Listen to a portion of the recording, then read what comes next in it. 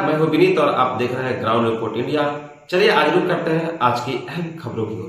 जैसा कि आप जानते हैं कि इस चुनावी माहौल में बड़े बड़े दिग्गज नेता हमारे बीच में आते हैं और बड़े बड़े वादे करते हैं और वादे करके वो भूल जाते हैं। ऐसा ही घटना एक हमारे सामने पांकी विधानसभा क्षेत्र से आई है। आइए सबसे पहले देखते हैं ये रिपोर्ट। ग्राम वाराणसी में विनोद गुप्ता के आवास पर भाजपा के पुराने गुट के लोगों के एक बैठक बुलाया गया है। इस बैठक में सर्वसम्मति से निर्णय लिया जाएगा, अगर शशि भूषण मेहता को टिकट मिलेगा तो हम लोग किसी भी कीमत पर भाजपा का प्रचार नहीं करेंगे।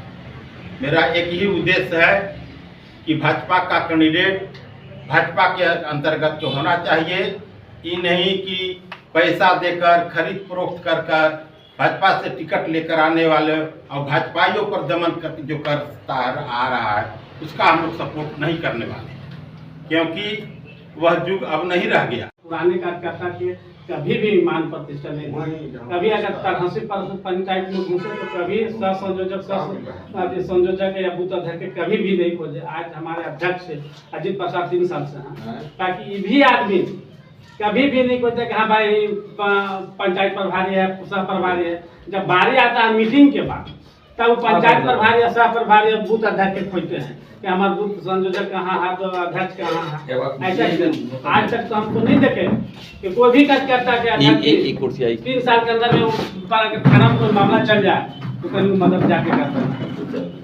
कोई काम हुए देखते हैं 2-3-4 जमीन प्रसाद हो गए, अनिल सिंह हो गए, अनिल सिंह हो गए।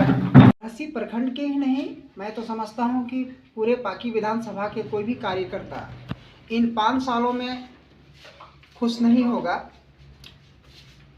कारण है कि हमारे जो वर्तमान विधायक रहे हैं उनके कथनी और करनी में काफ़ी अंतर पाया गया है। चुनाव जीतने से पहले जिस तरह का उनका बिहेवियर रहा था, कार्यकर्ता तो छोड़िए, आम जनता में भी जाकर के जिस तरह का उन्होंने कहा, वो एक बात पर भी उन्होंने खरा उतरने का काम नहीं किया। और सबसे बड़ी दुख की तो बात यह है कि जिस पार्टी से उन्होंने टिकट लिया और जिस पार्टी से उन्होंने विधायक बनने का काम किया है, उन्हीं पार्टी के वो खुल करके कहते हैं कि जितने भी पुराने भाजपाई हैं सबको हम मिटा देंगे।